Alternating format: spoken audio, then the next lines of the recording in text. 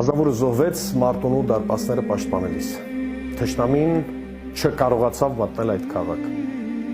Ոչ միայն քաղաք։ Մոնթեի ավանը մնաց անառիկ։ Ադրբեջանական բանակը իր իաշմաներով, ԱԹՍ-ներով, տեխնիկայով ու ամեն ինչով չկարողացավ մտնել քաղաք։ Ավելին, մոտավոր թիվ եմ հրապարակում առաջին անգամ։ Միայն Մարտունու սահմաններին թշնամին թողել է ավելի քան 580 դիակ, այսինքն 1-10 հարաբերակցությամբ, հետո բուլդոզերներով եկել տարել է իր դիակները։ Ավոյի սիրելի քաղաքը տղամարդավայել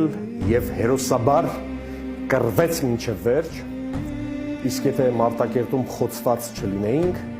Ադրբեջանն առաջիկա մի քանի տարում շատ երկար կմտածեր նման արկածախնդրության գնալիս։ Հասկանում եք, մի պտղունց մնացած Արցախ, փակ ճանապարհներ, Հայաստանից 0 օժանդակություն, հայության մուտքի արգելք եւ այդ մանկան սրտի չափ Արցախը աուսացապ է տարածում թշնամուն։ Այս փաստը պետք է լավ հիշենք, դեռ մեզ եւ թշնամուն պետք է գա։